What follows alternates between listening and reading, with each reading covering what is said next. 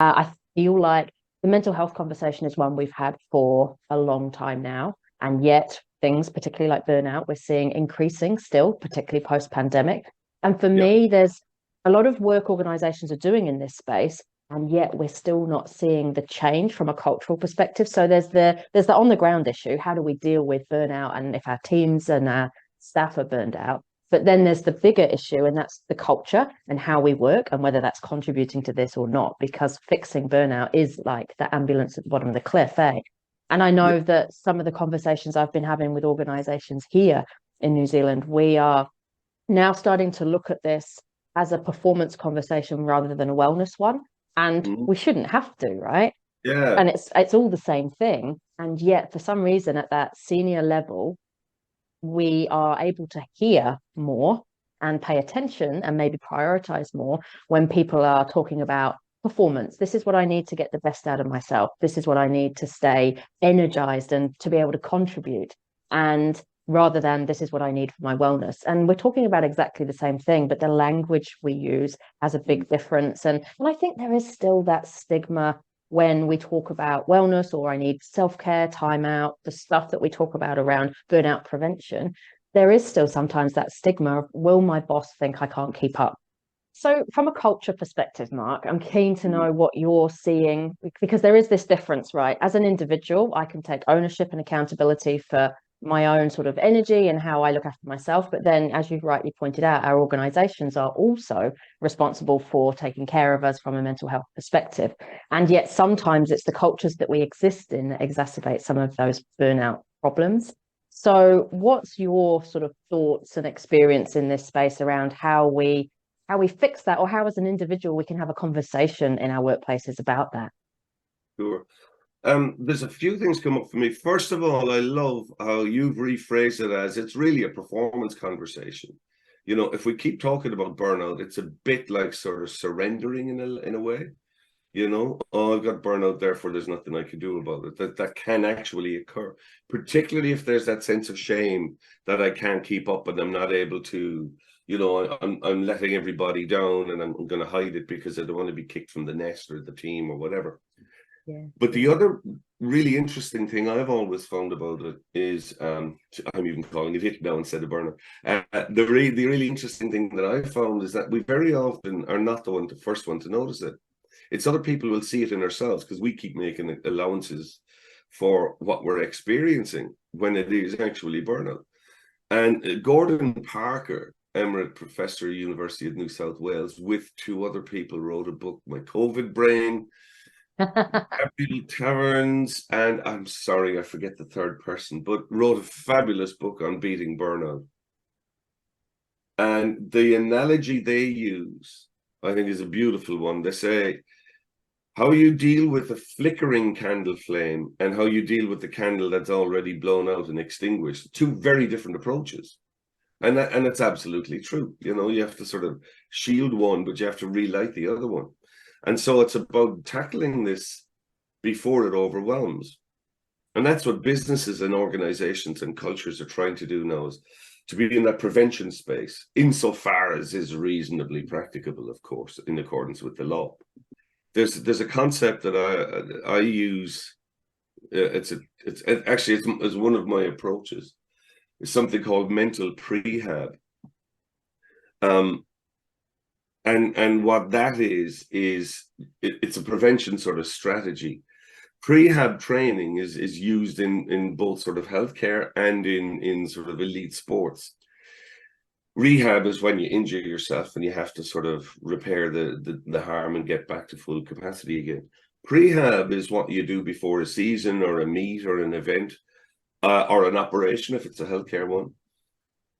You train and exercise the part that you think might succumb to injury in the course of a season or something like that. So prehab training is very similar to rehab training, but you're building up what you think might become damaged. Yeah, oh, totally. And I think you're so right. I love the sporting analogy because I Mm, think they approach high performance in a different way and they have to for their success, right? And their performance on the pitch or on the field. yeah. And I like this analogy of waves that Gilbert Anoka uses. former All Black skills coach now at Chelsea Football Club, and he talks about, on the peak of your wave, that should be game day. It should be when you're at your best, and yet you can't just have one solid peak. Every peak has to be followed by a trough, and like the waves that roll in sets, in that trough is where you're doing your rest and recovery, and we can't hit the next peak unless we've done that rest and recovery. And in the sports world, that looks like massage and saunas and days at the beach and all of the things that they're getting paid to do. And like, yeah, we're not running around on a pitch, most of us, for our day job. Yeah. But mentally, it's the same, in terms of that exhaustion followed by the rest and recovery. And I don't think we allow ourselves to do that, because I think yes, there's the stigma, but also for a long time, we've seen that rest and recovery as a bit of an indulgence. Maybe it's something that we do after we've done the hard work, or on our weekends or our vacation time, rather than it being part of our job. And I feel like if we do that, then everything else we have to do on our job description just becomes so much easier, because we're powering it. We've got the energy. We can kind of keep our head above the water, because I think that's the most challenging part of this. And I don't know whether you get this pushback, but you talk about this stuff in organizations and it's like, yeah, we get it. It all makes perfect sense, but it's so busy. My job is so busy, and I just can't figure out this concept of doing less because I've got so much to do.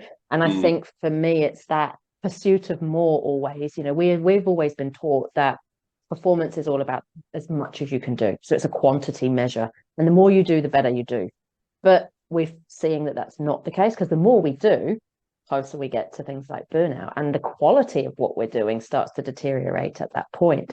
So how do we focus on value and impact that we add, rather than hours that we've worked, particularly when we've gone, well beyond on our coping line, and we start to make mistakes, and we start to realize that we're actually not at the level that we know we could be and should be. And therefore all that shame and the guilt and the stuff that you've talked about starts to kick in because of our natural human tendencies towards that reaction, Yeah.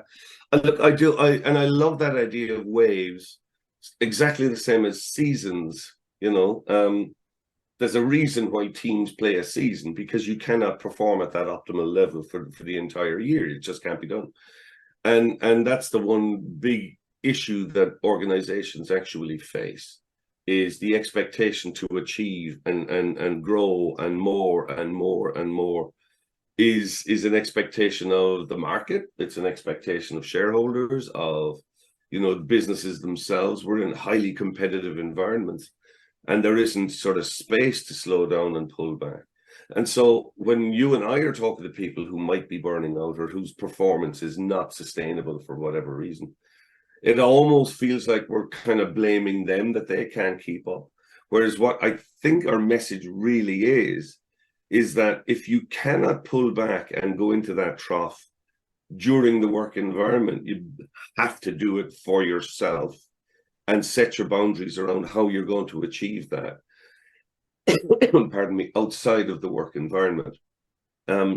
And that's about sort of self-care, if you like, and that's about personal care. And I think that's what your book's been about, and that's what my books are about.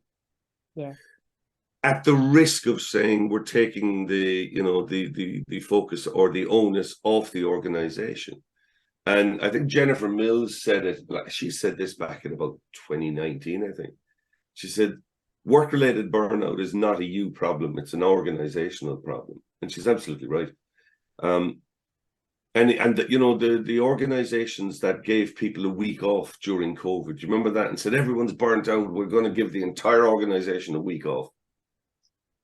Which sounds like a splendid idea, but utterly useless, because the people who weren't burnt out had a week off, and then came back and found that targets and budgets and everything else had not been adjusted or amended. So now they're back into playing catch up to try and reach end of month, end of quarter, end of year results.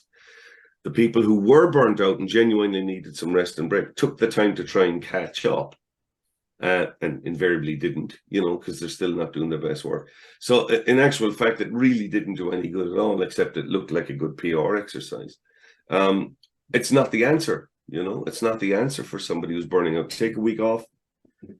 But first of all, I think the research says 8 days is the optimal time off to actually regroup. 10 days doesn't make it any better. 14 days has zero effect. 8 seems to be the magic number. 7, not enough. Isn't it interesting?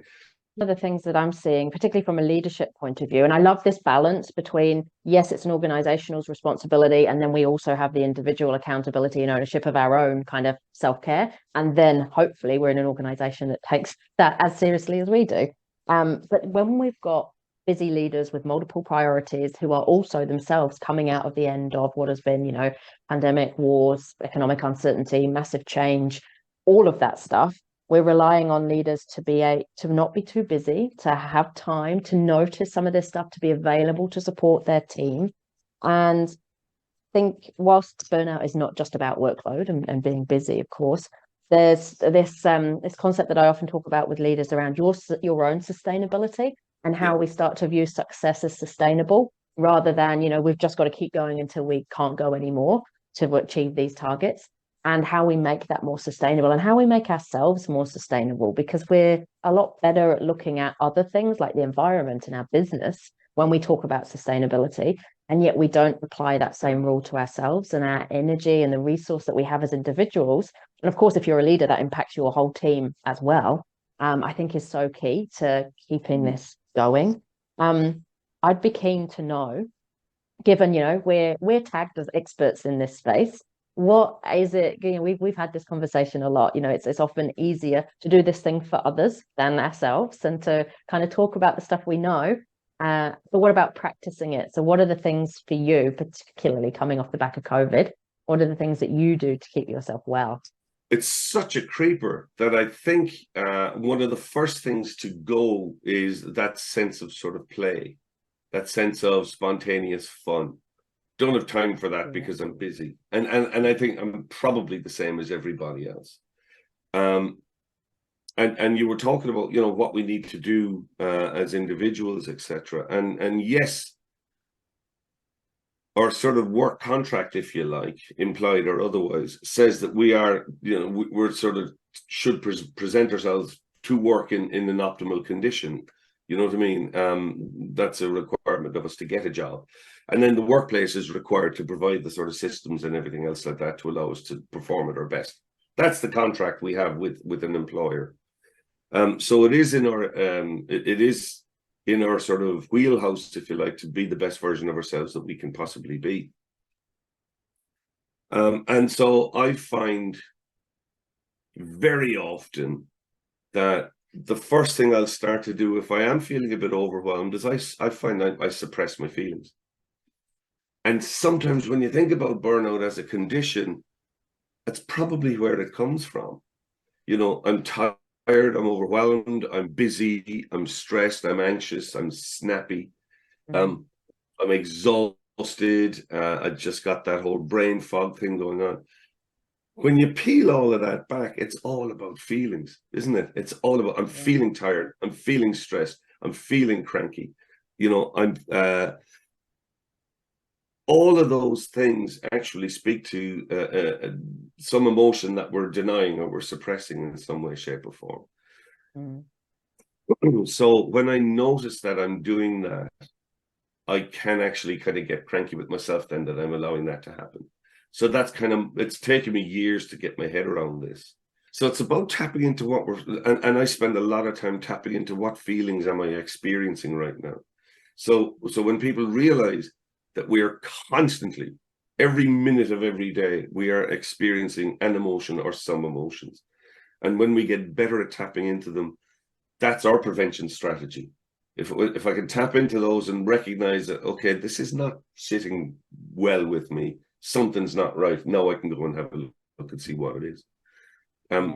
So that's kind of how I tackle it now. Spend a bit of time out, time in, and just try to figure it out. But the first thing I do know to go is playtime, some kind of spontaneous fun. You know, this whole dance like no one's watching. I don't, but I will seek out, you know, I'll seek out some connection with other people.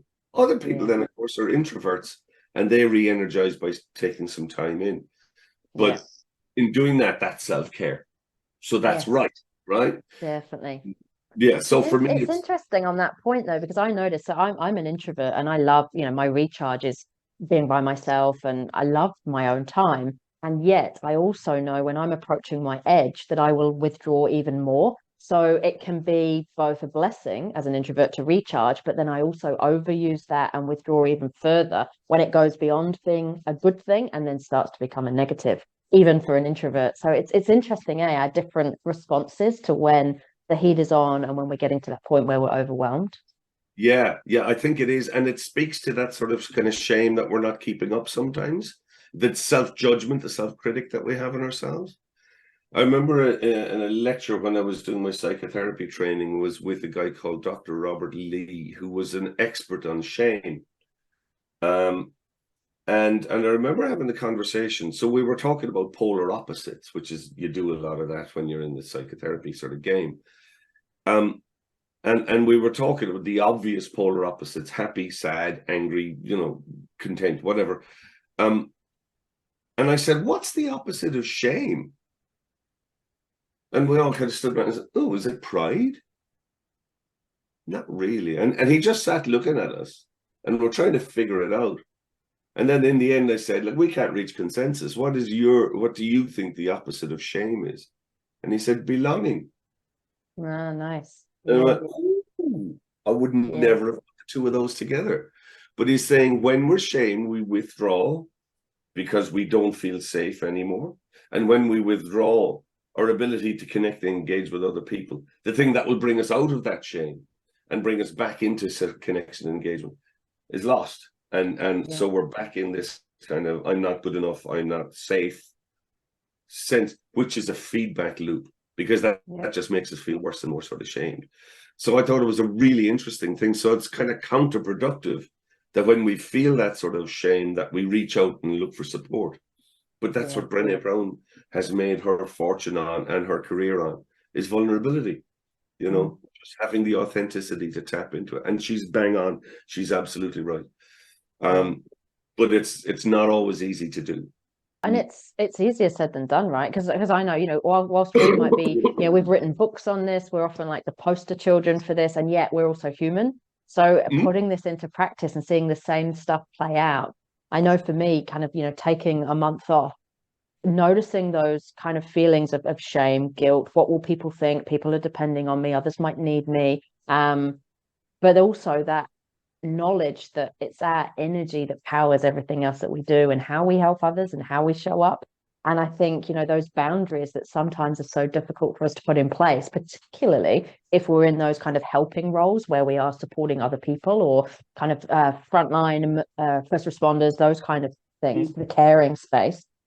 And yet it's so critical to us being at our best. And I think sometimes it is that we don't notice that we need that until something happens or somebody tells us. And I love, you talked about having the space to notice your feelings. I run retreats, and when I've got a host of leaders on a retreat, it's often then that they'll realize things like, I didn't think I was burnt out coming into this, but now I've had the space to notice how I'm feeling and where I'm at. Actually, this is more of a problem for me than I thought. So it's having that space, I think, and time to notice some of the more important stuff and then decide what to do with it, that we sometimes, particularly when we're busy, don't always allow. No, we won't.